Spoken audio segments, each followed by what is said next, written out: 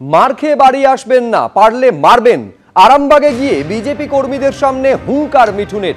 এই সরকার দুর্নীতিগ্রস্ত, রাজ্যে মহিলাদের কোনো সুরক্ষা নেই বলে আক্রমণ শানিয়েছেন বিজেপি নেতা মিঠুন চক্রবর্তী।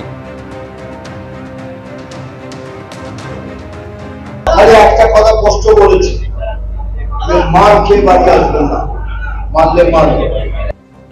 এই সরকারের দুর্নীতির কোনো ভাগ নেই, যেটা কথা বলি।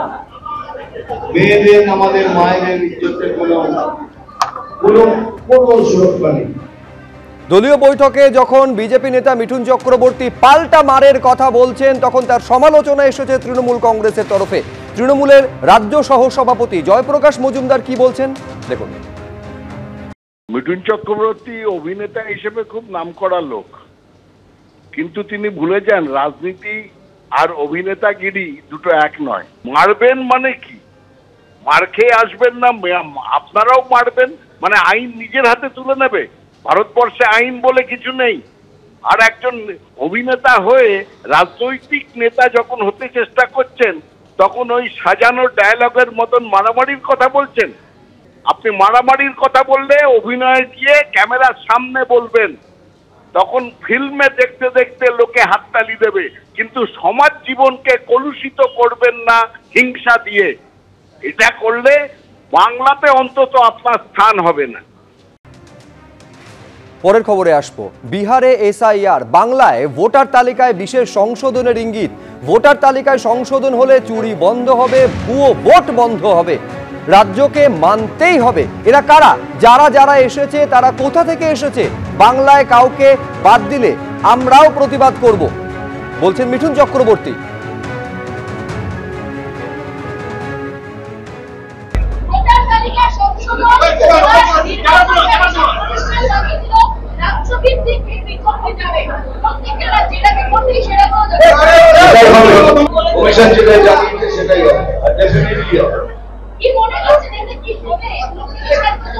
মানে যতখানি চুরি চামারি হতো সব বন্ধ হয়ে যাবে, যেগুলো সব ফলস ভোটিং হতো সেগুলো কম হয়ে যাবে, যারা যারা ফলস ভোটিং হতো তারা বেরিয়ে যাবে।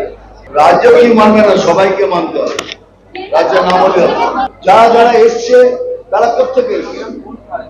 পশ্চিমবাংলার কোন লোককে ভাগ করে দিতে পারলে তাহলে আমরাও প্রতিবাদ করব। এরা কারা, কোথেকে এসছে, সেই জবাব দিন না। একেবারে স্পষ্ট বলছেন মিঠুন চক্রবর্তী যে অনুপ্রবেশকারীদের বের করার জন্য ভোটার লিস্ট সংশোধনের কাজ সব জায়গায় হবে, রাজ্যকে মানতেই হবে। আর তখনই সমালোচনা তৃণমূল কংগ্রেসের তরফে। কল্যাণ বন্দ্যোপাধ্যায় তিনি বলছেন, তৃণমূল কংগ্রেসের টিকিটে একবার রাজ্যসভার সদস্য হয়েছিলেন, ইডি সিবিআই এর ভয়ে ছেড়ে দিয়েছিলেন। বাংলার মাটির সঙ্গে কোনো যোগ নেই মিঠুন চক্রবর্তীর। কি বলেছেন তৃণমূল সাংসদ দেখুন। মিঠুন চক্রবর্তীকে আমি অভিনেতা হিসেবে আমি খুব সম্মান করি, খুবই সম্মান করি। আর পলিটিশিয়ান, রাজনীতিবিদ হিসেবে আমি মনে করি উনি একটা বড় জোকার। ধর ছাড়ুন তো, ও কোনো কিছু জানে নাকি? হঠাৎ করে একদিন চলে আসে, মুখে কাঁধে কি সব বেঁধে ফেঁধে চলে আসলে রাজনীতি মানছে, এই কেউটের বাচ্চা, অমুকের বাচ্চা, তোমাকে কেউটে মামলা বই করো। এরা পলিটিশিয়ান, এরা কিছু জানে নাকি? বাংলার মাটির সঙ্গে কোনো যোগ আছে মিঠুন চক্রবর্তী? কোনোদিন গ্রামে গ্রামে ঘুরেছে? ওই তো একটা গাড়ির ওপর থাকে আর কয়েকটা এদিক ওদিক লোক থাকে, দাদা মিঠুন দা করে ব্যাস হয়ে গেল। কি জানে ও রাজনীতির? একবার তো রাজ্যসভার মেম্বার হয়েছিল তৃণমূলের টিকিটে, তারপর তো ইডি সিবিআই ভয় ছেড়ে দিয়ে চলে গেল। এটা ভীতু।